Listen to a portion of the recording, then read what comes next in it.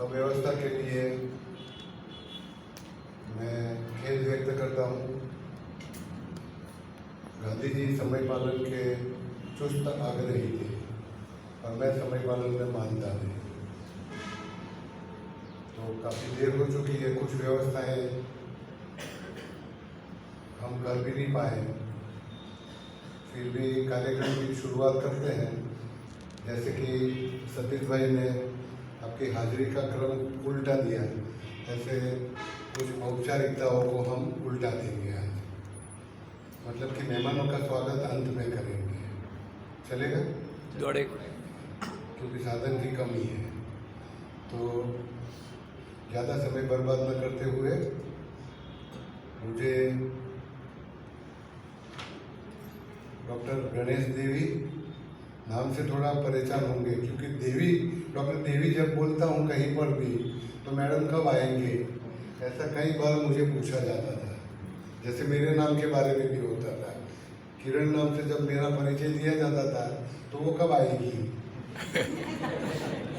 तो डॉक्टर गणेश देवी और डॉक्टर सुरेखा देवी का मैं योग निकेतन में स्वागत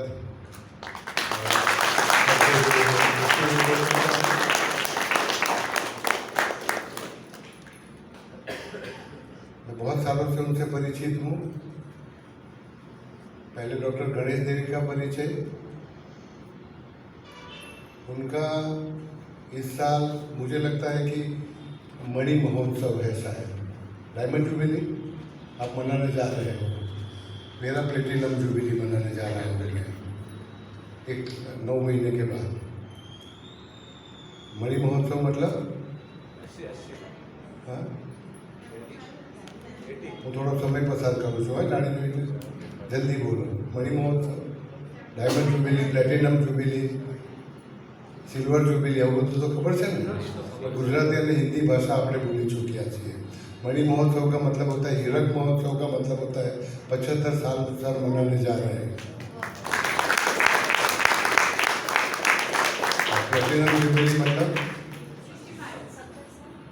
70 साल, और षष्ठी पूर्ति मतलब 60 ईयर्स, वो मैं मना चुका।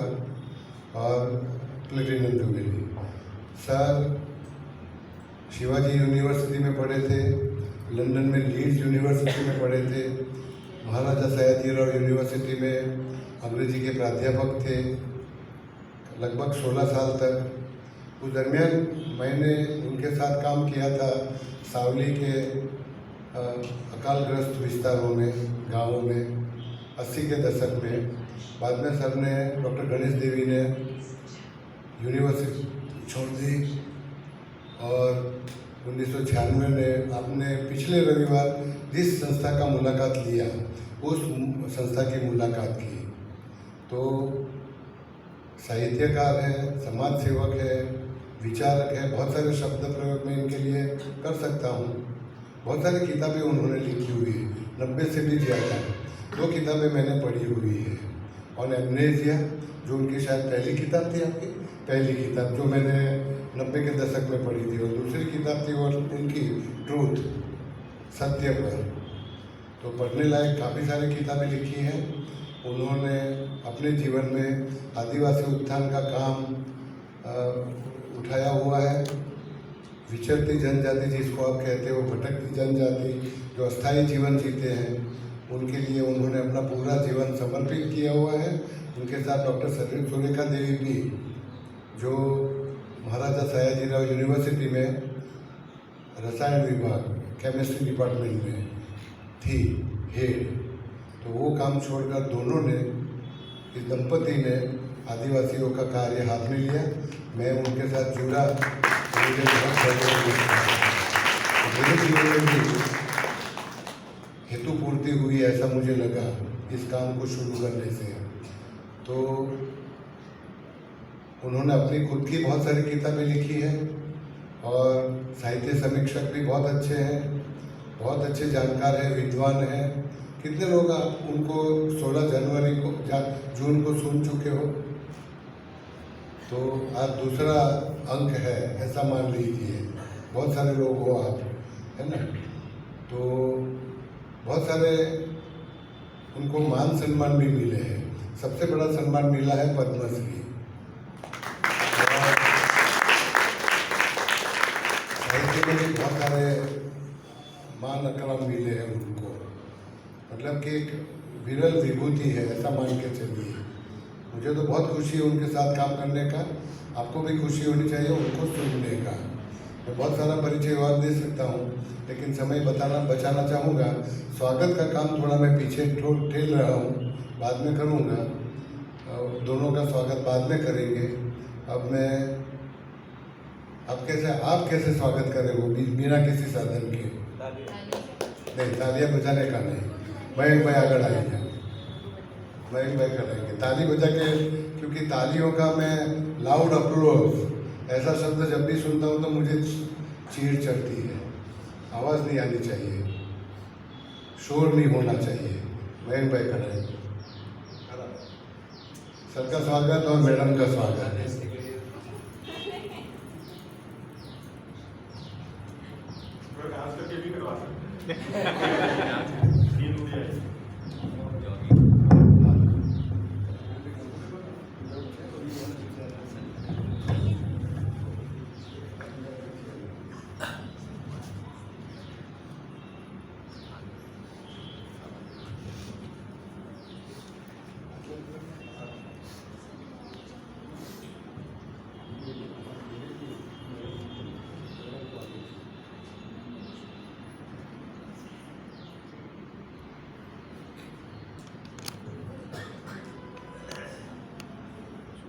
डॉक्टर किरण सिंगलोट सर और विद्या निकेतन के मेरे सभी साथी दोस्त,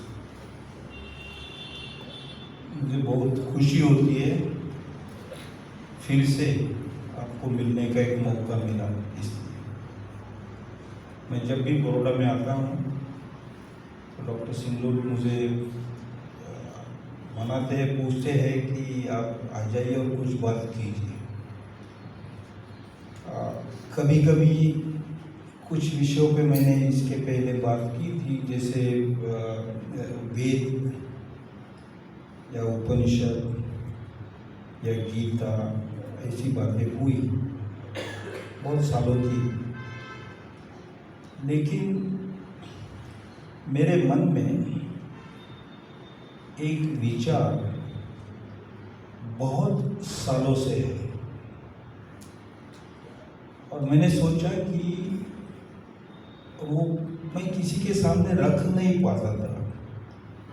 मैंने सोचा कि शायद आपके सामने मैं रखूँ वो विचार, तो उसके बारे में मुझे ज़्यादा स्पष्टता आएगी। इसलिए एक तरह का एक संवाद जो मैं आपके साथ कर रहा हूँ और खुद के साथ भी कर रहा हूँ, आपकी इजाज़त से ये मैं आपके साथ संवाद शुरू करता हूँ। बात ये है कि बड़ौदा में आते, इन दिनों में हम लोग रहते नहीं, कर्नाटक में हैं, लेकिन बड़ौदा में आए हमें लगभग 50 साल होने आए हैं। और ये 50 सालों की तरफ मैं देखता हूँ तो एक बहुत स्पष्टता से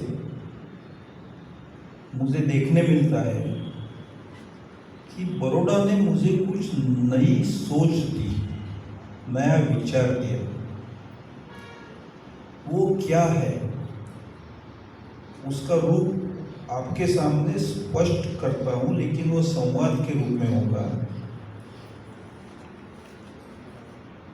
बड़ौदा आपको, आप में से किसी को, जैसे मुझे बड़ौदा ने किया, क्या कर सकता है, इसके बारे में मैं आपसे संवाद करना चाहता हूँ। हम लोग आए तो गुजरात में पहली बार आए थे रहने के लिए, पढ़ाई हो चुकी थी और हमारा आने का, हमारे यहाँ आने के जो कारण थे, वजह थी उसमें 3 प्रमुख कारण थे। सबसे पहले मैंने मेरी पढ़ाई पीएचडी का अभ्यास जो था वो योगी अरविंद, महर्षि अरविंद के चिंतन पे किया था। और आप सब जानते होंगे कि महर्षि अरविंद बड़ौदा में लगभग 15-16 साल रहे थे। यहाँ यूनिवर्सिटी में पढ़ाते थे भी। सयाजीराव के वो प्राइवेट सेक्रेटरी थे और उन सालों में, उन दिनों में वो कैम्ब्रिज में पढ़ के बड़ौदा में आए थे। आपने नाम सुना है अरविंद घोष? अगर नहीं तो मैं कुछ इन्फॉर्मेशन आपको दे सकूँगा।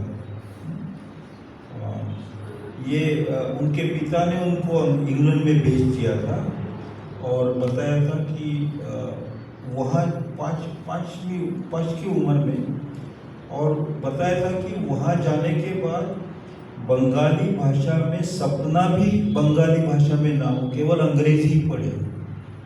और इस बच्चे ने लैटिन, ग्रीक, अंग्रेजी, फ्रेंच, स्पेनिश इतनी भाषाओं का अभ्यास किया। कैम्ब्रिज में सबसे ज़्यादा मार्क्स लेके बीए पास किया। आईसीएस में उनको एडमिशन मिल रही थी, उनको सिलेक्शन हुआ था, लेकिन वहाँ न जाना पसंद किया।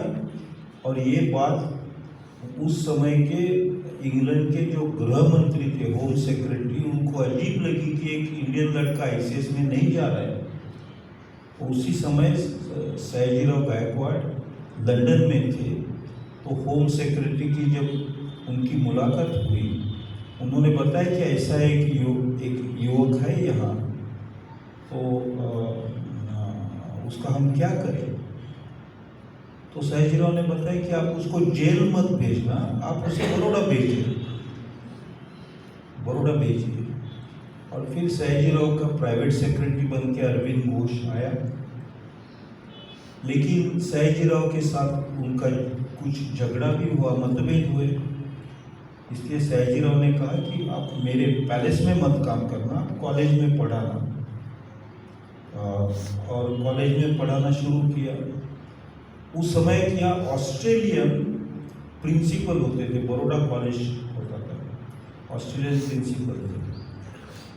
उन्होंने अरविंद के सामने कंप्लेन की कि ये this young man does not come to the college and teach, आता ही नहीं है।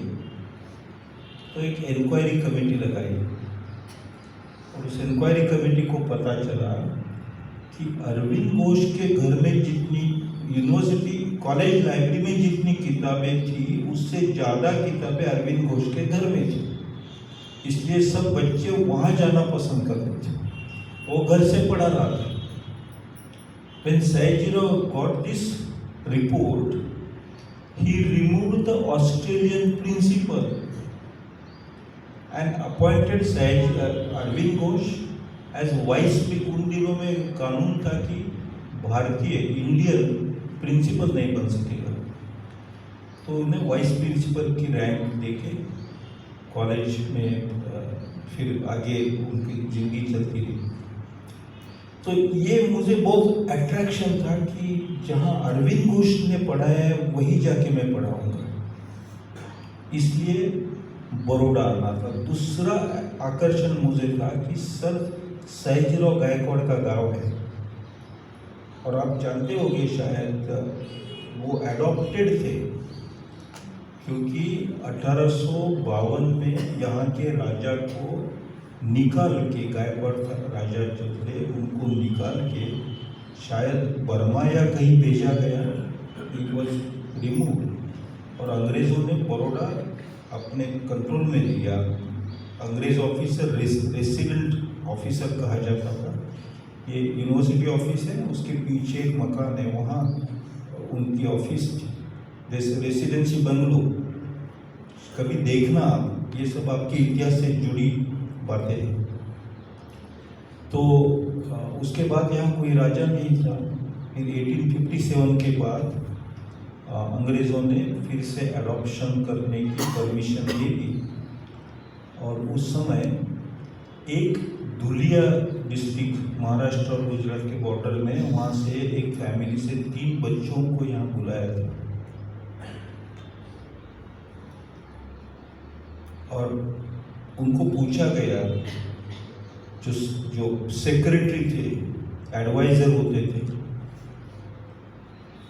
तो राजा तो नहीं था, रानी थी, रानी माता, राजमाता, और एडवाइज़र ने पूछा कि आपको यहाँ क्यों बुलाया गया। तीनों को 2-3 दिन रखा बड़ौदा में, उन्होंने खाया पिया घूमे, फिर पूछा कि आपको क्यों बुलाया गया है। तो एक ने कहा कि हमें बड़ौदा देखने के लिए बुलाया गया है। दूसरे ने कहा कि मुझे पता नहीं क्यों बुलाया गया है। और तीसरे ने कहा कि हमें यहाँ बुलाया गया है कि आप चाहते हैं हम राजा बने। उसको अडॉप्ट किया, उसका नाम सयाजीराव गायकवाड़ एडॉप्शन का नाम, सो सयाजीराव। तो ये उस समय सयाजीराव अंग्रेजी जानते नहीं थे, उनको ये पैलेस भी नहीं था जो सिटी के सेंटर में है ना, वो पुराना पैलेस था। फिर वहाँ उनको अंग्रेजी पढ़ाने के लिए रत्नागिरी से एलियट नाम के अंग्रेज विद्वान थे, उनको बुलाया गया और एलियट ने इनको पढ़ाया और प्रोग्रेसिव थॉट्स दिए, बहुत बहुत प्रगतिशील विचार दिए उनको। और जब 18 साल के ये बच्चा जब 18 साल का बना तो फिर वो राजा बना, और राजा बनने के 2 साल के अंदर अंदर,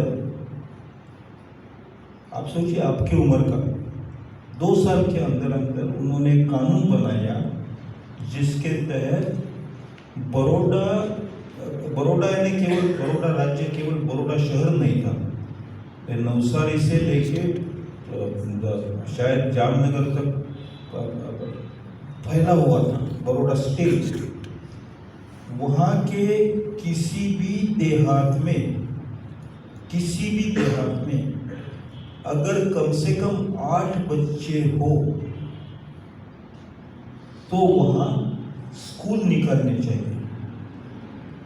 और इतना ही नहीं, उस देहात में वो बच्चे जो भाषा बोलते होंगे, क्योंकि उनके राज्य में बहुत सारा आदिवासी इलाका था, जो भाषा बोलते होंगे उस भाषा में स्कूल निकालना चाहिए। और प्रजा से जितना टैक्स मिलता है उसका 50% से ज़्यादा जो रेवेन्यू आता है, 50% से ज़्यादा शिक्षा के लिए देना चाहिए। ये जब कानून बना तो Sayajirao was about 20 year old, तो मुझे बहुत अट्रैक्शन था, ऐसे राजा ने बनाए हुए गांव में जाके पढ़ाऊंगा जहां अरविंद घोष भी पढ़ाते थे। ये इस तीसरा एक कारण था। मैं आपको बता रहा हूँ कि मैं बड़ौदा में क्यों आया। तो हम जहाँ बैठे हैं, लगभग यहाँ से 3 मिनट के वॉकिंग डिस्टेंस में एक बहुत मशहूर गुजराती लेखक सर्जक रहते थे, उनका नाम था सुरेश जोशी। शायद आपने सुना नहीं होगा, ये बहुत अच्छे लेखक, बहुत जल्दी भूल जाते हैं लोग। ये सुरेश जोशी की ख्याति, he was a great short story writer and A thinker, और वो बहुत स्पष्ट बोलते थे, जो खराब है उसे खराब कह देते थे, जहाँ ढोंग है उसे कह देते थे। वो किसी का मास्क समझते हैं ना, वो बिल्कुल उतार देते थे ऑन द स्पॉट। मुझे याद है, तो उनका मैंने पढ़ा था, लिखा हुआ। मैं गुजरात के बाहर था, लेकिन मैंने उनके ट्रांसलेशंस पढ़े थे, और मुझे लगा कि ये इतना अच्छा लेखक जहाँ रहता है, इतना अच्छा राजा जहाँ था, इतना अच्छा थिंकर जहाँ पढ़ा रहा था, ऐसे गांव में मैं जाऊँ। That's how I came to Baroda. 50 साल पहले की बात है। बहुत लंबी सी स्टोरी मैंने बताई। तो मैं यहाँ आया तो साथ में मेरे दिमाग में कुछ मैं चिंतन या बोझा, आइदर थॉट्स और बर्डन लेके आया था। मैंने उसके पहले कार्ल मार्क्स पढ़ा था, बहुत गहराई से पढ़ा था, लोहिया जी को पढ़ा था, गांधी को पढ़ा था, जवाहरलाल नेहरू को पढ़ा था, और जो कंटेम्पररी थिंकर्स हैं उनकी किताबें पढ़ी थी। कुछ लोगों से बात भी करने का मौका मिला था। वो सब मिक्स, आप समझ, मिक्स लेके मैं आया था। लेकिन क्लैरिटी नहीं थी कि अम्बेडकर ज़्यादा ग्रेट है कि गांधी ग्रेट है, लोहिया ज़्यादा ग्रेट है, जयप्रकाश नारायण कौन है, क्या। और I was still immature. PhD की थी लेकिन इमैच्योर था मैं। यहाँ आने के बाद मैं लाइब्रेरी में गया। ये जो बड़ौदा यूनिवर्सिटी की लाइब्रेरी एक समय बहुत अद्भुत थी। शायद उसकी कहानी आपको पता नहीं होगी, इसलिए मैं आपको बताना चाहता हूँ। कॉलेज जो बना था वो सयाजीराव को यहाँ से कॉलेज के लिए बॉम्बे जाना मुश्किल होगा, बिकॉज ही वॉज ऑल्सो राजा। इसलिए एलियट ने बताया कि आप कॉलेज यही बनाइए, तो जो कॉलेज के प्रोफेसर से आपको पैलेस में आके चर्चा करेंगे, आपकी भी पढ़ाई चलती रहेगी। कॉलेज बना। कॉलेज बनने के बाद सयाजीराव ने ऑक्सफोर्ड यूनिवर्सिटी दुनिया में उस समय सबसे मशहूर यूनिवर्सिटी होती थी, और ऑक्सफोर्ड यूनिवर्सिटी में बहुत सारी लाइब्रेरीज है, लेकिन बोडलेन लाइब्रेरी ये ऑक्सफोर्ड की एक ताज का, it was the jewel in the crown. तो बोडलेन लाइब्रेरी के लाइब्रेरियन को सयाजीराव ने यहाँ 2 साल के लिए बुलाया और उनको कहा कि दुनिया में, not in Gujarat, not in India, दुनिया में जहाँ भी जो किताब है वो इस लाइब्रेरी में पहुँचाने का आपका काम होगा। आप पैसे की चिंता मत कीजिए। यू वोंट बिलीव, उस समय कॉलेज के लाइब्रेरी में पहले 2 साल में 12 लाख किताबें आई थी। आज वहाँ है क्या नहीं मैं जानता नहीं हूँ। These are facts, these are facts। ये फैक्ट्स किसके हैं? आपके fact, they are your facts। You are from Baroda, this is your history। मैं जब आया तो वो लाइब्रेरी बन के 80 साल गुजर गए थे,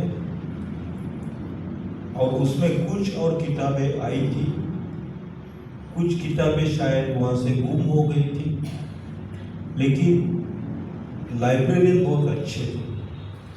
उन्होंने मुझे कहा कि आपको जो भी पढ़ना है ना, वो आप लाइब्रेरी में एक रूम में किताबें ले जाइए, और आपको जितना समय बैठना है वहाँ बैठिए। तो I dragged lots of Sanskrit books और पढ़ना शुरू किया। तो उन दिनों में, पहले 5, 6, 7 सालों में मुझे पढ़ने जो मिला, उसमें मैंने देखा कि हमारे देश में प्राचीन समय में जो लिखा गया है उसमें न्याय,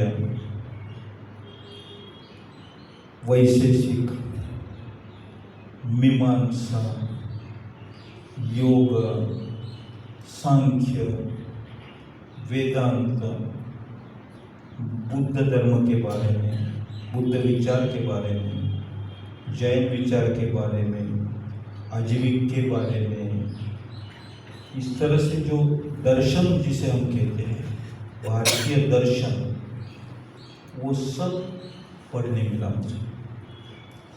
तो मैंने सोचा ये एक विचार परंपरा है, उसमें वाद है, द्वंद्व है, विरोध है, लेकिन परंपरा एक है। जैसे कुछ फिलोसॉफीज में ये जो मैंने नाम लिए दर्शनों के, उसमें कुछ दर्शन है जो आस्तिक है,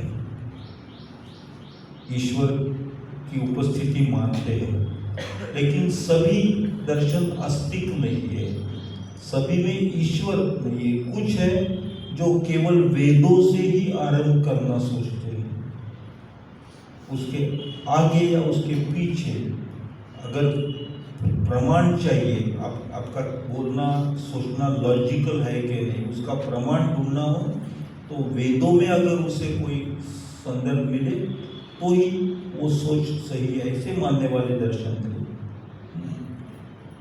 तो कुछ ईश्वर पे आधारित, ईश्वर निष्ठा पे आधारित, कुछ वेद निष्ठा पे आधारित, कुछ इसके परे, इसके बाहर ऐसे दर्शन थे।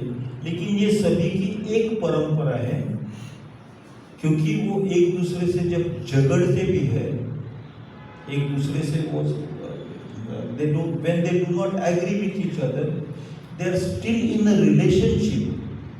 जैसे आपके घर में आप माँ बाप, बहन भाई, पति पत्नी, उनके साथ झगड़ा भी करते हैं, वो रिलेशन में होते हैं, इसलिए झगड़ा होता है। So it was one family, जैसे आप कहते हैं वन ट्रेडिशन ऑफ थॉट। तो मुझे लगा Indian thought, this is Indian thought. हमें जिंदगी में हमेशा जरूरत होती है ना कि हम कौन हैं, तो वी आर इंडियंस। तो what is our thought, what is our philosophy. तो मुझे लगा ये इंडियन थॉट है, ये हमारी फिलोसफी है।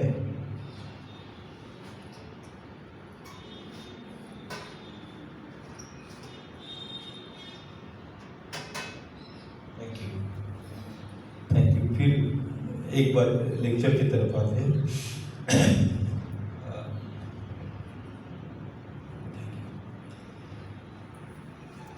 इन दिनों में मैं जब ये पढ़ रहा था लाइब्रेरी में, तो मैं पढ़ा था इंग्लिश लिटरेचर, और सुरेश जोशी के साथ सुबह में मैं, जैसे आप यहाँ आते हैं 6:30 बजे, मैं सुबह 8 बजे सुरेश जोशी के यहाँ जाता था, और उनके साथ कोई नई किताब पढ़ना।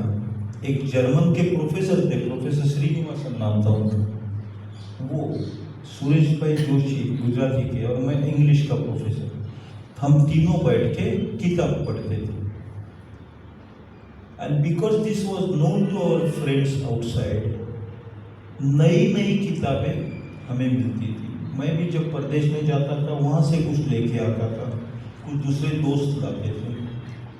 अब इन किताबों में हमने जो पढ़ा वो other thinkers like Michel Foucault, French thinker,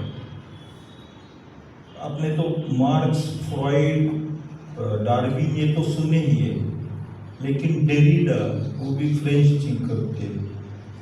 कुछ जर्मन थिंकर्स, कुछ स्पेनिश थिंकर्स, कुछ लैटिन अमेरिकन थिंकर्स, कुछ अमेरिकन थिंकर्स, ये लोग कुछ नई चीज़ों के बारे में बोल रहे थे। जैसे to give you an example, Hitler ने इतना जुल्म क्यों किया, इसका एनालिसिस, और उसका साइकोलॉजिकल इम्पैक्ट लोगों पे, जिनके बच्चे चले गए, जिनके माँ बाप चले गए, उन पे क्या हुआ होगा, उसका एनालिसिस। ये भी तो एक थिंकिंग है ना, ये भी तो एक फिलोसफी। How what pain does to you, what suffering does to you, what is injustice, what is justice, ये भी तो फिलोसफी है ना। भगवान है, भक्ति है, लेकिन सफरिंग, पेन के बारे में सोचना, ये भी तो असली जिंदगी में। तो this was a range of thinkers, बहुत फैसिनेटिंग थिंकर्स थे ये सब। मैं सबके नाम लेके आपको डराना नहीं चाहता हूँ, but the kind of philosophy that started coming out in the second half of the 20th century, 20वीं सदी के 50 साल में बहुत अद्भुत चिंतन, Spain, Italy, Germany, Russia, America, ये नहीं कि वो ज़्यादा अमीर देश थे इसलिए चिंतन है, वो गरीब देश जो थे लैटिन अमेरिका के, वहां से भी आया।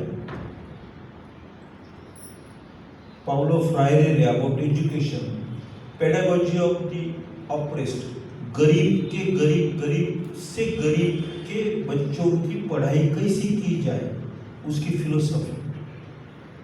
अफ्रीका से थे, उन्होंने काले लोगों के ऊपर जो जुल्म हुआ है उसके बारे में फिलोसॉफिकली विचार किया था। अब मैं देख रहा था कि इसमें से काफी सारे मुद्दे हमारे देश में जो हो रहा था या तो हमारे जैसे दूसरे देशों में हो रहा था, उनके लिए भी सही थे। फेमिनिज्म आ रहा था, तो हमारे यहाँ भी बहनों की स्थिति मैं देख रहा था और शायद आज भी देखता हूँ, उनके लिए वो सही था। इसलिए मुझे लगा कि ये जो हमारा देश है आज दुनिया के साथ मिलके जी रहा है, it is one in the community of Nations, it is not isolated. तो ये इससे भी मैं अपनी परंपरा मानने लगा। This thought tradition of thought became my tradition of thoughts. मैं ये नहीं सोच रहा कि कौन से देश में ये सोच जन्मी। I was thinking whether it is applicable to us. जैसे डॉक्टर साहब मेडिसिन इस्तेमाल करते, वो ये नहीं सोचते कि एनाटॉमी विषय का डेवलपमेंट इंग्लैंड में हुई, मैं यहाँ कैसे अप्लाई करूँ। ग्रेस एनाटॉमी किताब इतनी 800 या 1000 पेज की, इन्होंने फर्स्ट ईयर MBBS में पढ़ी होगी, तो ये इंडियन पेशेंट्स को कैसे अप्लाई करूँ, ऐसा सोचा नहीं होगा। एनाटॉमी एनीवेयर, फिजियोलॉजी, साइकोलॉजी, उसे देश। I realize in Baroda after looking at 2 examples, one of Sayajirao Gaekwad, another of Aurobindo Ghosh, और ये दोनों को मैं सलाम भी करता हूँ, great person. I realise that knowledge has no nation, knowledge is universal. और इसीलिए तो सयाजीराव ने बोडलिन लाइब्रेरी से लाया किसी को, दुनिया की, उन्होंने कहा था दुनिया में कहीं भी हो किताब छपी, यहाँ लाओ।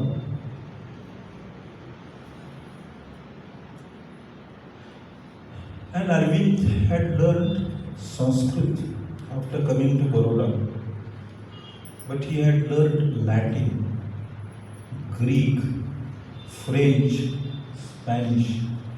जैसे अरविंद घोष ने उपनिषद के अंग्रेजी अनुवाद किए, उसी तरह से उन्होंने ग्रीक कथा पे आधारित एक महाकाव्य भी लिखा था, इलियन नाम का। इलियन यानी सूरज, उस नाम से। तो नॉलेज हैज नो नेशन, ये मैं बड़ौदा में आके सीखा। Initially I thought this was my thought track, what is Indian thought. तो केवल संस्कृत परंपरा से आया, जैन परंपरा से, बुद्धिस्ट परंपरा से, ये मेरी विचारधारा, विचार प्रवाह, विचार परंपरा। लेकिन बड़ौदा में मैं ये भी सीखा कि ज्ञान कहीं भी पैदा हुआ हो तो वो अपनाया जा सकता है। इसलिए बड़ौदा में आने के बाद मेरे मन की स्थिति फूलपाखरू, बटरफ्लाई को गुजराती में क्या મારા મનની સ્થિતિ એવી થઈ કારણ કે એને બે દ્વિદળ હોય છે ને, 2 wings. So in my consciousness, one wing was living in Indian thought tradition and another was living in Indian thought tradition, जो पूरी दुनिया से आया है ऐसे। अच्छा, इसमें और एक गड़बड़ है, अच्छा हो, यहाँ म्यूजिक कंसर्ट्स बहुत होते थे उन दिनों में। मैंने बड़ौदा में ही गंगूबे हंगल को सुना, भीमसेन जोशी को सुना, किशोरी अमोनकर को सुना गाते हुए, and I developed taste for music, good classical music. तो मेरे दोस्त ऐसा बोलते थे कि हमारे देश में 2 म्यूजिक होते, एक कर्नाटक म्यूजिक और हिंदुस्तानी म्यूजिक। तो मैं थोड़ा उसके अंदर जाके उसका आरंभ कहाँ होता है ये देखने लगा। I believe me, amazing, I mean this is amazing for anybody. आप में से संगीत की पढ़ाई करने वाले कुछ होंगे यहाँ। 13वीं सेंचुरी, 13वीं सदी में एक टर्की देश है ना, वहाँ से जिसके पूर्वज आए हैं और फिर मध्य एशिया में, सेंट्रल एशिया में कजाकिस्तान, उज्बेकिस्तान, ताशकंद जहाँ है वहाँ पहुँचे हैं। वहाँ से एक फैमिली हमारे यहाँ देश में आई, दिल्ली, लखनऊ, बनारस, उस एरिया में। और उस फैमिली का एक बेटा जो हिंदवी भाषा भी बोलने लगा, जो अरेबिक बोलता था, टर्किक बोलता था, पर्शियन बोलता था, और जिसने एक नई भाषा को जन्म भी दिया, उस भाषा का नाम उर्दू है। उर्दू। ऐसे लड़के ने गाने को अपनाया, उसका नाम था अमीर खुसरो। आप जिसे क्लासिकल हिंदुस्तानी म्यूजिक कहते हैं, उसमें से 90% स्टॉक इज फॉर्मुलेटेड बाय अमीर खुसरो। मैं मानने को तैयार नहीं था। मैं, आपको शायद खराब लगेगा क्योंकि मैं संकी था, मैं नैरो माइंडेड था उस समय, और मैंने सोचा एक मुस्लिम हमारे ट्रेडिशन में कैसे कंट्रीब्यूट कर सकता है। लेकिन मैंने बहुत सारे संगीतकारों को पूछा कि अमीर खुसरो का, उन्होंने कहा हाँ ये इतने जो राग है, आप जो बोलते ना यमन राग फलाना, तो ये सब खुसरो ने बनाए हैं। और इसीलिए उस ट्रेडिशन के जो संगीतकार थे वो खुद को न मुस्लिम मानते थे न हिंदू मानते थे। उनके बहुत सारे शब्द, चेला यानी धार्मिक फॉलोअर। एक संत होता है, उसके शिष्य होते हैं। ऐसे गुरु शिष्य परंपरा जो है ना, it has that origin. They did not believe in either Hindu tradition or Muslim tradition. They believed in music tradition. आप किसी भी संगीतकार को पूछो कि आप किस, वो बोले हमारा कोई धर्म, म्यूजिक है हमारा धर्म है। But it came from अमीर Khusro. I am mentioning this. मैं फिर थोड़े मेडिवल हिस्ट्री के तरफ देखने लगा, और डॉक्टर सिंगरोड साहब ने आपको बताया कि उन्होंने मेरी एक किताब आफ्टर एमनेसिया नाम से पढ़ी। मैंने यही बड़ौदा में लिखी, अकोटा में रहता था मैं, और घर के वरांडे में बैठ के मैंने लिखी। उसको साहित्य अकेडमी अवार्ड मिला, अंग्रेजी किताब है। It was my first book, उसे सेंट्रल साहित्य अकेडमी अवार्ड मिला। और it is use in all, इससे कुछ नहीं है, is use in all universities in the world today, literature का रेफरेंस बुक के। तो वो किताब लिखते समय मेरे सामने हमारे पिछले 1000 साल की परंपरा देखना, ये काम रखा था मैंने। And I realise that in that tradition the greatest event वो नहीं था कि किसी ने लैंड मेजरमेंट शुरू किया 14वीं सेंचुरी में, किसी ने तोफ लाई या किसी ने और किले बनाए। The greatest movement was called the भक्ति मूवमेंट। भक्ति मूवमेंट का मतलब है वो लगभग 11वीं 12वीं सदी में शुरू होती है और 18वीं सदी तक चलती है। और उसमें हमारे यहाँ हेमचंद्राचार्य से शुरू होकर नरसिंह मेहता तक, उत्तर हिंदुस्तान में आपके कबीर, सूरदास, तुलसीदास से मीरा, ये सब उसमें आते हैं। महाराष्ट्र में तुकाराम, एकनाथ, ज्ञानेश्वर, एकनाथ, तुकाराम।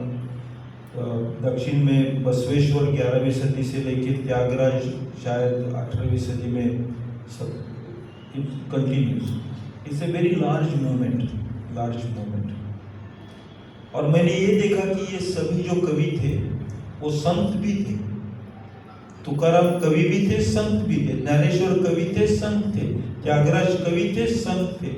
नरसिंह मेहता कवि थे, संत थे। मीरा कवि थी, संत। संत का मतलब संत, Saint. They were not only practicing spiritualists, they were also thinking about God, nature, consciousness, और ये तीनों के रिलेशन, पुरुष प्रकृति। आपके सांख्य में कहा है ना, पुरुष और प्रकृति दोनों इकट्ठ। तो उसमें तीसरा बिंदु भी है, खुद का चित्त, consciousness that is yourself, nature that is surrounding you, and God who might have created this, may have created this। ये तीनों के बारे में सोच रहे थे ये सारे संत। एकनाथ ने कहा, मराठी में बहुत, एकनाथ ने कहा कि Sanskrit creates God, does Marathi create only thieves? Sanskrit में देव बनता है तो मराठी में क्या केवल चोरी बनते हैं क्या? उनका कहना था नहीं, किसी भी भाषा में परंपरा विचार की हो सकती है। I am reversing what Eknath से टू मेक इट इजी। ये सब संत परंपरा अलग अलग ज्ञातियों से आई थी। मैंने एकनाथ की बात की तो वो ब्राह्मण थे, लेकिन Janabai was also a poet, saint poet in Marathi. There was चोखा मेड़ा, वो कोई पॉटर थे, कोई चमार थे, कोई वो सूत बनाने वाला। हमारे देश में सूत हाउ डू यू से दिस वीवर्स को वनकर। हमारे देश में दो सबसे बड़े वनकर, रिमेंबर माई सेंटेंस, हमारे देश में दो सबसे बड़े वनकर हमारे देश के पूरे इतिहास में 4-5 हजार साल के इतिहास के सबसे बड़े थिंकर भी थे। एक का नाम था कबीर और दूसरे का नाम था मोहनदास करमचंद गांधी। अलग अलग ज्ञाति से, कोई चमार है, कोई पॉटरी बनाने वाला, कोई वनकर है, कोई लोहे का काम करने वाला, कोई सफाई काम कर, ऑल दिस सेम्स। मुझे लगा कि ये जो संस्कृत में मैंने जो देखा था, न्याय, वैशेषिका, मीमांसा, वो किताबों से आया था। उसके पीछे मुझे कोई समाज नहीं दिख रहा था। मुझे शब्द और विचार मिले थे, बहुत अद्भुत थे। तमसो मां ज्योतिर्गमय कहते, रोमटे आते हैं मुझे आज भी। मृत्यु मुझे लगता है कितना उदात्त विचार, लेकिन उसका समाज क्या था मैं पहचानता नहीं हूँ। एक वेग कल्पना करता हूँ, एक जंगल होगा, फॉरेस्ट होगा, वहाँ ऋषि बैठा होगा, उसकी दाढ़ी होगी, उसके बच्चे होंगे और ये सब गाते होंगे, ऐसा मैं मानता हूँ। इट्स रॉन्ग फॉर मी, लेकिन मेरे लिए कोई मटेरियल नहीं है वो समाज क्या होगा ये सोचने का। लेकिन ये जो कोली, माली, चमार, पॉटर, ये समाज मैं जो यहाँ देखता हूँ, इसलिए मैं संत परंपरा जो क्या अपनी देशी भाषाओं में आई, मराठी, गुजराती, हिंदी, उससे मुझे ज़्यादा नज़दीकी लगने लगी। Emotional closeness was there. Abstract love for Sanskrit tradition, yes. Intellectual respect for the European thought tradition, of course. लेकिन मेरे दिल से जुड़ना हुआ वो ये भक्त परंपरा से हुआ, देशी भाषाओं से हुआ। ये बड़ौदा में मैंने पाया। मैं वो किताब पे काम कर रहा था, तब 7-8 साल ये काम चला, फिर किताब बनी और and it clicked, it succeeded. क्योंकि मेरी भावना जो थी वो लिखते समय वो प्योर थी, प्योरिटी थी। चलो मैं मेरी कहानी आपको बता रहा हूँ। Should I stop at this point और can I take about 10 minutes more? आगे क्या हुआ, सिंगरोड सर और मैं हम विलेज देहात में जाते रहे, फिर धीरे धीरे सुरेखा बहन मैं आदिवासी गांव में गए, वहाँ काम शुरू किया। वहाँ देश के सभी आपने देखा है वो तेजगढ़, वहाँ देश के सब आदिवासी आने लगे।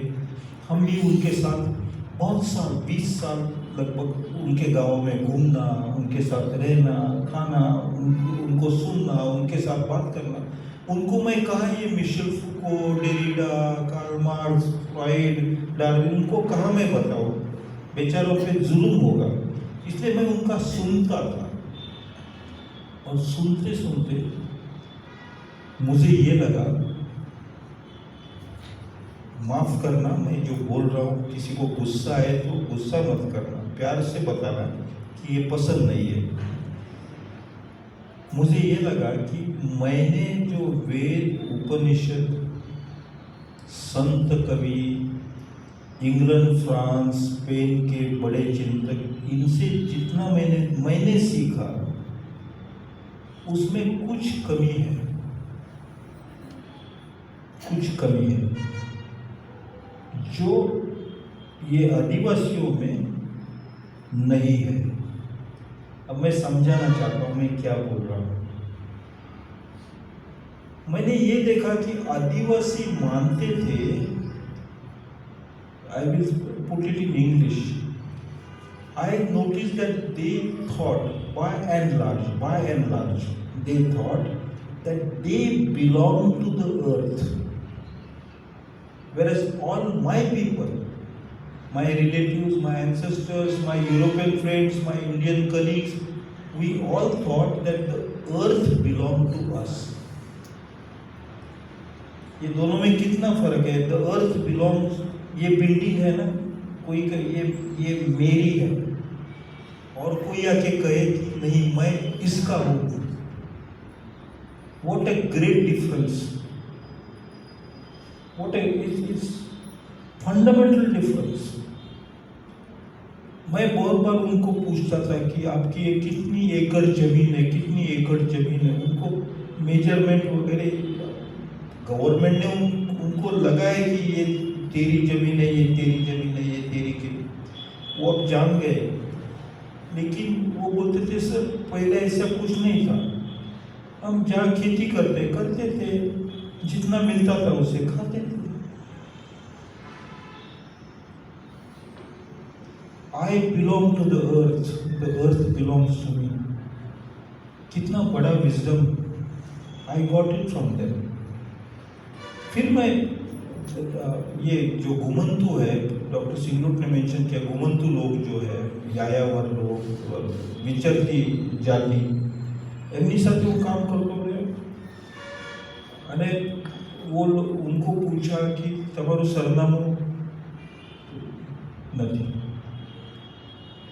मैंने उनको पूछा आपका कुल क्या है, मूल क्या है, कुछ नहीं है। Today is all time, where I am now is all space, these are my time and space dimensions.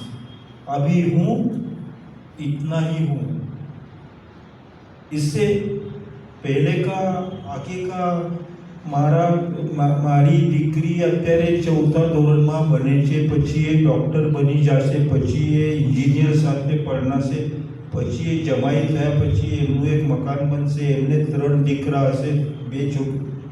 આવું બધું નોનસેન્સ, નથિંગ એક્ઝિસ્ટ। દે સે આઈ એમ, फुल स्टॉप।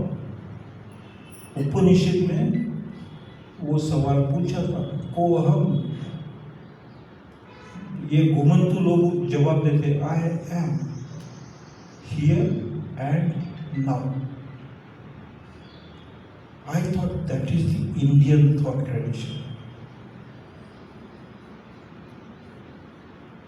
अब 50 साल से मैं कोशिश कर रहा हूँ कि भारतीय विचार परंपरा क्या है, और अलग अलग समय मुझे अलग अलग जवाब मिले। एक समय जवाब मिला कि आप न्याय मीमांसा, वैशेषिक, बुद्ध, जैन, आजीविका, ये बहुत जबरदस्त परंपरा है। कभी ऐसा जवाब मिला कि दुनिया से जहाँ जहाँ से सोच आई है वो सब मैंने अपनाई। Ambedkar studied at university in New York, वो उनकी विचार परंपरा। Gandhi studied at Lord's Inner Temple, वो उनकी विचार परंपरा बनी। For me Gandhi, Ambedkar, everybody is my. Arvind Ghosh, Sayajirao, they brought Cambridge and Oxford to Baroda. They became, that is my vichar parampara. એટલે purely national, purely international, no. Can I say केवल देशी भाषाओं की परंपरा, यानी मैं जो भाषा जानता हूँ, गुजराती, मराठी, कन्नड़, वही? नो। केवल शहर की परंपरा? No. What is my Indian thought? और हाँ, केवल एक धर्म। मैंने कहा आमिर खुसरो का एग्जाम्पल दिया, मैंने बहुत एग्जाम्पल दे सकता हूँ, बहुत सारे एग्जाम्पल्स। हिंदू, मुस्लिम, क्रिश्चियंस, कितने कितने कितने लोगों ने इस विचारों में, हमारे में विचार डाले। I have finally come to the conclusion. The Indian thought is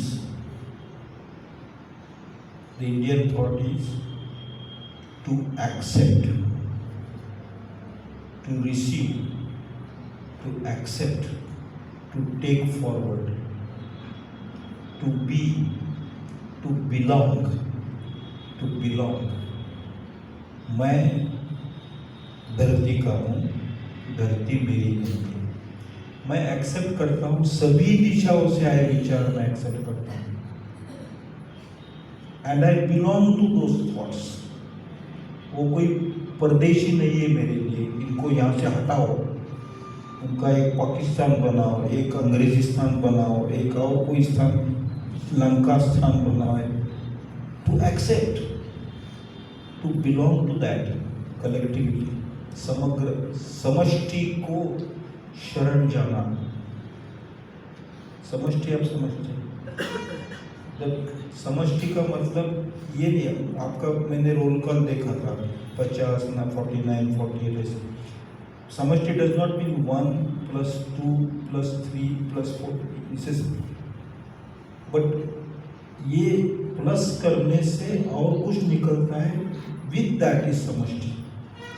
It's not A and B, but A, B as well as A and B is samashti.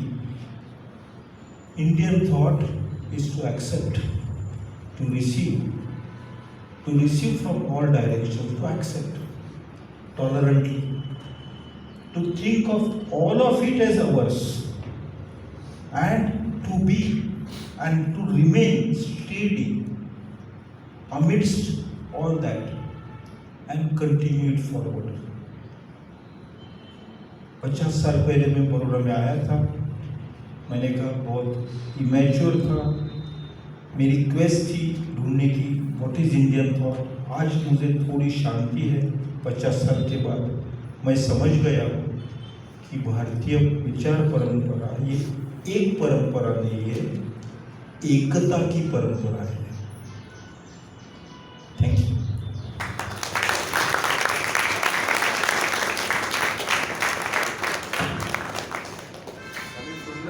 पूछना चाहेंगे, कुछ पूछना, वार्तालाप करना चाहेंगे? पूरा हो गया? हमें सवाल एकाध बे सवाल प्रश्नाचे तो जवाब आहे। Yes sir. सर, आपने बताया कि आप बहुत विश्व के थिंकर के पढ़ा, विश्व के थिंकर्स को, तो where you find Indian thinkers in this context? Which Indian thinkers, modern, medieval or ancient? Up till now, all. Well, Gandhi is read in all countries. Gandhi is respected very highly in all countries. तो मैं जिस भी देश में I travel to about 65 countries in the world and I feel very proud कि गांधी जी को वहाँ स्वीकारते हैं। और इसलिए स्वीकारते हैं कि नॉन वायलेंस की बात की है उन्होंने। Violence is ruled out, violence is not the method of social change, non violence. तो वो बहुत अच्छा लगा। उसी तरह से जो मैक्स मिलर ने the sacred books of east बनाए थे, उसके जरिए अंग्रेजी भाषा के माध्यम से और उसके कुछ अनुवाद जर्मन में हुए, उसके माध्यम से उपनिषद हैव रीच्ड वेरी वाइडली। जैसे मैं आपको एग्जांपल दे सकूंगा, W.B. येट्स नाम के Irish, William Butler Yeats Irish कवि थे, उनको नोबेल प्राइज मिला। उन्होंने उपनिषद के कुछ अंश अंग्रेजी में ट्रांसलेट करने की भी कोशिश की। T.S. इलियट अंग्रेज कवि थे, उनको नोबेल प्राइज मिला। तो उन्होंने मांडुक्य से बृहदारण्यक से कुछ कथा लेके व्हाट द थंडर सेड इस नाम से एक लॉन्ग पोएम लिखी। It is published as the Waste Land और वो मॉडर्न यूरोपियन लिटरेचर का आरंभ माना जाता है। तो उपनिषद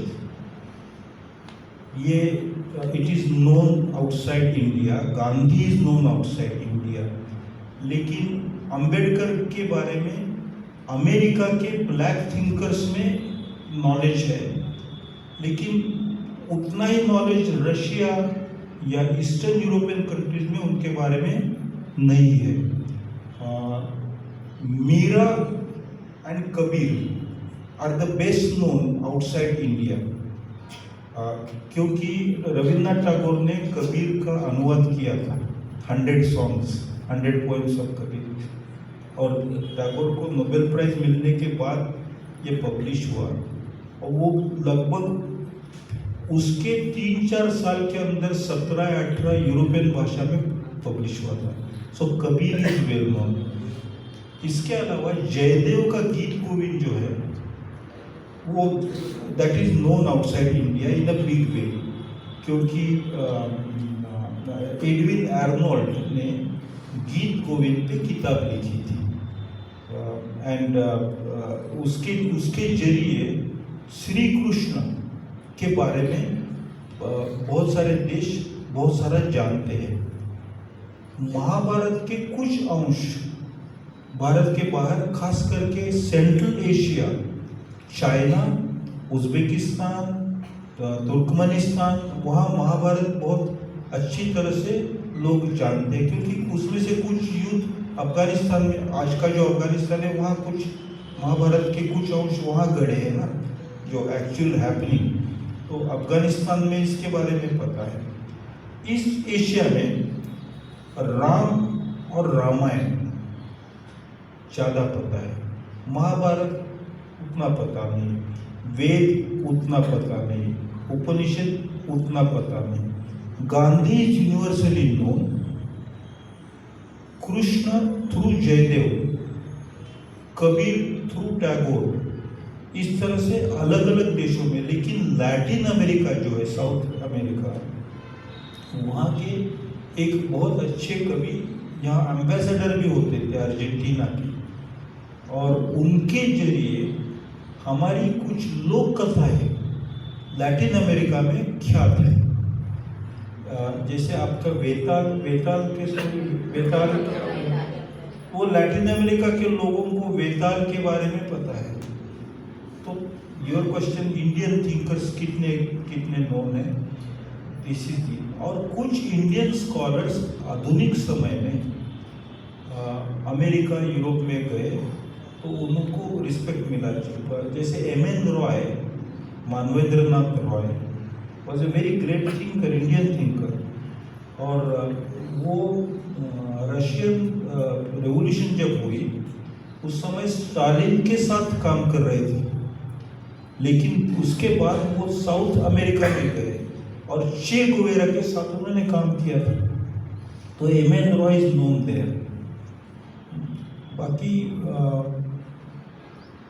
बाकी इंडियन थिंकर्स, जैसे अगर आप पूछेंगे कि क्या अभिनव गुप्ता पता है क्या सबको? नहीं है। Please confine to one tradition. जैसे ग्रीक स्कॉलर्स है, थिंकर्स है, वो ग्रीस में पता है, यूरोप में पता है, लेकिन हमारे यहाँ आमतौर पे पता नहीं होगी। तो there number of Greek thinkers, there are Latin thinkers, there are Islamic thinker, जैसे जो ईरान में हुए होंगे, गुड थिंकर्स पिछले 1000 साल में। We don't know all of them, but they been there. Chinese thinkers के बारे में हम कितने नाम बता सकते हैं? हमारे तो नेबर है, China is our next door neighbour, लेकिन हम 4-5 नाम भी हार्डली। कुमार जीवितम नाम से एक बहुत बड़े चाइनीज इंडियन थिंकर होते थे, जिन्होंने संस्कृत से चाइनीज में, चाइनीज से और कई लगभग 600-700 किताबों का अनुवाद किया, but we don't know about it. ये ऐसा है कि बहुत बार सबसे less known philosopher is the best philosopher.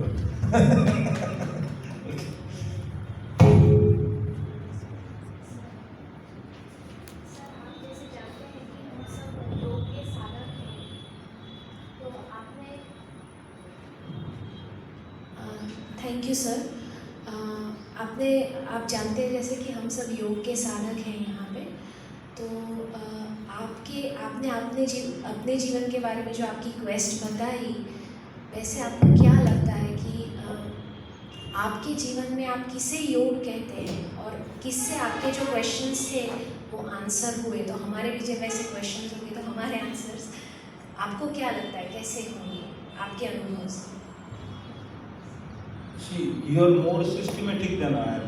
You are more disciplined than I was. But I have made attempts to overcome impurities in me. मैंने बहुत खराब काम किए जिंदगी में, और उससे पश्चाताप भी मुझे हुआ, लेकिन उसमें से खुद को मुक्त करने की कोशिश कर रहा हूँ, और ये कंटिन्यूस प्रोसेस रहेगी। योग का पूरा, योग शब्द मैं जानता हूँ, योग के बारे में अगर निबंध लिखना हो तो लिख पाऊंगा, लेकिन योग करना, ये एक पेड़ को पत्ते कैसे आते हैं, नेचुरली आते हैं ना। पेड़ और पत्ते अलग, तो आप ये नहीं कह सकते पत्ता पेड़ नहीं है। ये तो a leaf is as much a tree as the root, the stem. तो योग करना, ये जब करना निकल जाता है, निकल जा सकेगा और आप ही योग बनेंगे, तब योग है, होता है। मैं सिस्टमेटिक कोई योग नहीं कर रहा हूँ, मैं कोशिश कर रहा हूँ कि खुद की इम्प्योरिटीज कम करूँ, खुद को समझूँ, मेरा जो कॉन्टेक्स्ट है उसको समझूँ, इतनी कोशिश रही है मेरी। मुझे कोई स्वर्ग की अपेक्षा नहीं है, क्योंकि मैं मानता हूँ कि यहाँ से बाहर जाके एक स्वर्ग में ढूंढ लूँ, उससे अच्छा होगा कि स्वर्ग यहीं पे बने। देरी क्यों? अगर वो अच्छा ही हो तो देरी क्यों यही बने? उसके लिए हम क्या कर सकते हैं? तो समाज में जो घृणा है, तिरस्कार है, वायलेंस है, क्रोध है, वो कम करें। ये समाज और मैं एक ही मानता हूँ। मैं समाज से बढ़कर कोई बड़ा हूँ, आपसे मैं बड़ा हूँ, ऐसा मुझे कभी नहीं लगता। कभी मैं मानता हूँ कि आप सब अच्छे होंगे तो मैं अच्छा रहूँगा, मैं अच्छा रहूँगा तो आप सब अच्छे होंगे। गांधी ने बहुत सुंदर बात की, उन्होंने कहा कि the change you want to see in the society, in the world, make it in yourself. मुझे लगता है इससे बढ़कर बेहतर योग की व्याख्या भी नहीं होगी। अगर इस दुनिया में स्वर्ग लाना हो, to make life worth living, तो खुद में चेंज करें. And if everybody does it, अब सवाल है कि क्या सब करेंगे, क्या पता नहीं, लेकिन खुद से शुरुआत करने में कोई हर्ज नहीं. लेकिन मैंने बहुत जिंदगी में मैंने खराब काम किए हैं, आई रिग्रेटेड फॉर दैट. सीखा हूँ उनसे, मैं सीखा हूँ, and I try to overcome. I like to go beyond horizon. Horizon बढ़ता रहे, होराइजन आप समझते हो, क्षितिज वो बढ़ता रहे ऐसे लगता है. अभी भी इस उम्र में मैं सोच रहा हूँ कि मैं पूरे दुनिया के सिविलाइजेशन का इतिहास तैयार करूँ सही ढंग से, मेरी उम्मीद है. बट इट इज़ वेन वो तैयार होता है तो इट्स नॉट ए ट्रायम्फ. वो कोई कप या ट्रॉफी नहीं कि जो लेके घूमे ढूंढे वो दिखाए, सब डांस करे, सेलिब्रेट करे, मम्मी पापा जो ने मैंने बख्शी कप मरे स्कूल में. Not that. Just continue like a river flows as naturally, you should flow as naturally. Thank you.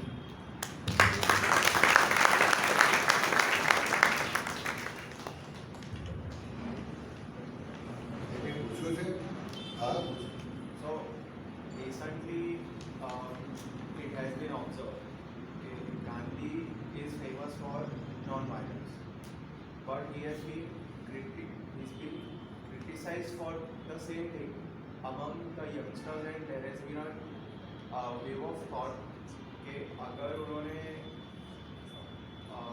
violence, like there were other leaders as well, Sardar Patel and Bhagat Singh, who were ready to take the charge, and we could have got our independence way before, and the non-violence caused us damage as well. So how do I see this as this from an object? I want your observation. Bhagat Singh का जो देश प्रेम था, No, not exactly Bhagat Singh, but there were. Sardar I Patel. would say, I won't name anyone, but I would say there was a party which believed in non-violence, and there were people who believed in violence and getting it done way earlier than. See, the question you asked was asked to Gandhi himself in 1908. ऐसे हुआ था, London में meeting हुई थी और वहाँ गांधी और उनके विचार से सहमत. Gandhi was very young in 1908. उनकी उम्र कितनी होगी? He was born in 1869. तो 40 साल भी, ही वॉज 39 ईयर ओल्ड. तो उनके विचार से सहमत नहीं लोग थे वो और गांधी. उनकी चर्चा हो गई और गांधी प्रामाणिक बहुत थे, प्रामाणिक. तो इस चर्चा होने के बाद जब वो लौट रहे थे, वो अफ्रीका वापस जाने वाले थे, साउथ अफ्रीका, तो उस बोट के जर्नी में उन्होंने इसका रिकॉर्ड बनाया, ये जो चर्चा हुई उसका, और वो किताब के रूप में नेक्स्ट ईयर 1909 में पब्लिश हुआ रिकॉर्ड. उसका नाम है हिंद स्वराज. हिंद स्वराज जरूर पढ़ना. It is publish in 1909. तो चर्चा का स्वरूप ऐसे था. कुछ लोग कहते हैं कि हिंसा के जरिए हम जल्दी पा सकेंगे आज़ादी, तो और अंग्रेज़ों को हम भगाएंगे. तो गांधी पूछते हैं उनको कि आप उनको भगाने के बाद क्या करना चाहते हैं? तो हम अपना राज लाना चाहते हैं. तो कैसे करेंगे? तो उन्होंने जैसे किया है ऐसे ही हमारी संस्था होगी, ऐसे ही हम करेंगे. तो गांधी बोले कि उनके जैसा ही आपको करना हो तो उनको क्यों भगा रहे हैं आप? आगे जाके अगर आप अंग्रेज को हटा के अंग्रेज के ही तरीके से सब कुछ करना चाहते हो तो बेचारे को रहने दो. फिर वो बोलते हैं कि आपको असली आज़ादी कब मिलेगी? जब तक आप अगर केवल अंग्रेजों पे गुस्सा ही करते रहोगे तो आप आज़ाद नहीं हो पाओगे। आपको आज़ाद होना हो तो गुस्से से खुद को मुक्त करो, और आप अगर अंदर से मुक्त होते हैं तो कोई भी दुनिया का अंग्रेज आपके ऊपर जुल्म नहीं कर पाएगा, आपको गुलाम नहीं बना सकता। If you are free within योर सेल्फ then nobody can enslave you. इस तरह के आर्ग्यूमेंट उसमें है, and that book is called Hind Swaraj. आप छोटी है किताब, जरूर पढ़ना। और आपके सवाल के कुछ अंश जवाब आपको उसमें जरूर मिलेगा। बाकी ये this is before we got independence, ये डिस्कशन है। अब इंडिपेंडेंस मिला उसे लगभग 80 साल होने आए, 80 साल हो जाएंगे। तो उस समय में अगर ऐसे होता तो क्या होता? अगर नेपोलियन का नाम नेपोलियन बोनापार्ट न होता और नेपोलियन ब्रेनापार्ट होता तो क्या होता? I think that's a futile question, क्योंकि वो हो चुका है। Let's think of today and time ahead. हमें ये नहीं सोचना है कि अगर वायलेंस का यूज करते तो जल्दी फ्री होते, हाँ ठीक है, लेकिन आज हम वायलेंस यूज करके आदिवासियों को मार रहे हैं। छत्तीसगढ़ में गवर्नमेंट इज डूइंग, वो नहीं करना चाहिए। इसके बारे में हमें सोचना चाहिए। कितनी बार न्यूज़पेपर में आता है कि आज 25 आदिवासी को मार दिया, न हम उनके नाम जानते, ये जानते नहीं कि उनको बहन थी या पत्नी थी या लड़की थी उनकी या माता थी, या वो व्यवसाय कर रहे थे, उन्होंने क्या किया, क्या बोले, क्यों मारा, उसकी कोर्ट इंक्वायरी क्यों नहीं, कुछ नहीं। We continue our life, our daily life continue. Newspaper में एक कोई छोटी हेडलाइन आती है, आज 40 मर गए, आज 25 को उड़ाया, आज इसको जेल में डाला। It is a violence of the state against citizens. Violence से जो फ्रीडम मिलता है, ऐसे फ्रीडम में वायलेंस पैदा होता है, और वो समाज जाके अपने ही समाज पे दमनकारी कृत्य शुरू करता है। उससे पूरे समाज को, पूरी दुनिया को वायलेंस से फ्री करना है, ये हमारा लक्ष्य होना चाहिए। एवरी वायलेंस क्लेम्स, जो भी कोई वायलेंस करता है बोलते हैं वायलेंस ना हो इसलिए मैं कर रहा हूँ। Every war is played so that there are no wars. Actually there should be no war to end wars, there should be no violence to end violence, there should be non violence to end violence. वो कैसे करें ये अपने आप में ढूंढना, ये एक बहुत बड़ा योग है। वो हर कोई नहीं कर सकता, लेकिन करने की कोशिश हर कोई कर सकता है। Thank you.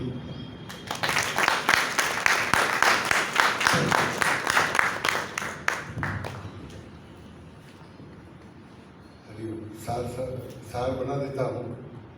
मैं अंतिम बात उनकी सुन रहा था। मैं जब बहुत युवान था तो अनिल मजमूदार की 2 किताबें पढ़ी थी, थैंक यू मिस्टर क्लार्क और डूंगर माता रसाला। तो 2 किताबें पढ़ के मुझे हुआ था कि मैं नक्सलवादी बनना चाहता हूँ।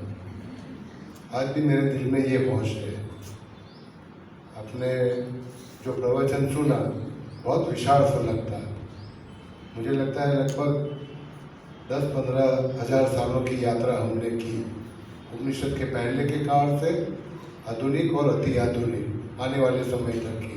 बहुत विशाल, बहुत सारी बातें सर ने बताई। मुझे 3 बातें अच्छी लगी। एक हमारी कमजोरी के हम विजाणु साधनों में घुसे हैं।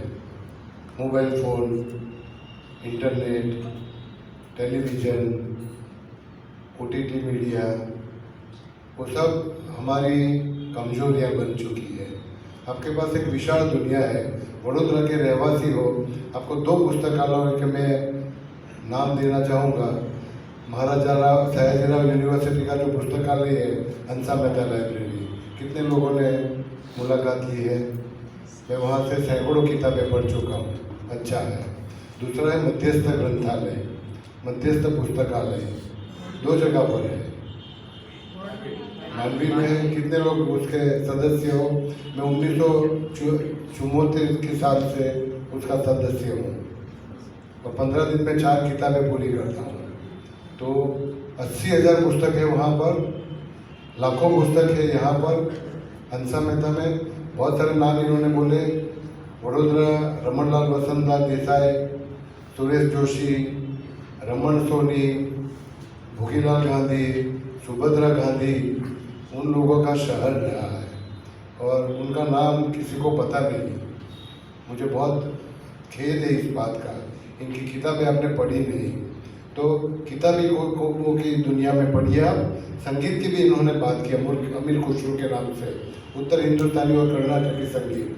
तो साहित्य और संगीत, भिंडे बताया कि हम योग के साधक हैं। योग के साधक मत बनिए, सत्य के साधक बनो। सत्य की खोज करने के लिए सबसे बड़ा महासमंदर है वो किताबों का है। तो किताबों में पढ़ेंगे, विचारों को पढ़ेंगे और चारों दिशा से हर एक विचारों को अपनाइए। अपने एक छोटी सी खोपड़ी है, उसका परिचय मैं बाद में देने वाला हूँ। 100 अरब कोशों का बना हुआ है, छोटा सा मकान है लेकिन अंदर बहुत सारी भीड़ जमा हुई है। तो इस खोपड़ी के अंदर के कोशों को अनेक विचारों से भर दीजिए आप, है ना। फिर थोड़ी तुमुल युद्ध होने दो विचारों की, वो किसी के साथ मत करो, अपने भीतर लड़ो, है ना। तो सत्य मिलेगा आपको। कैसा लगा आपको प्रवचन आज का? कैसे दक्षाबेन को विनती है, दक्षाबेन को विनती है, स्वागत शुरू में करना चाहिए लेकिन मैं उल्टा रहा हूँ क्रम। डॉक्टर गणेश देवी का पुष्पगुच्छ से स्वागत करें। फरजाना बेन, नाम खोटू नहीं बोलिए ना।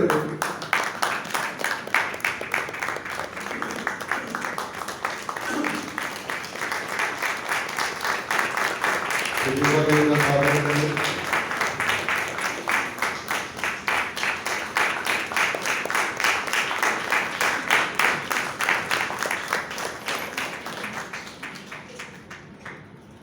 सर रात को देर से आए, रात को मैंने ठीक से सोने नहीं दिया, सुबह में सो रहे थे, जगा दिया।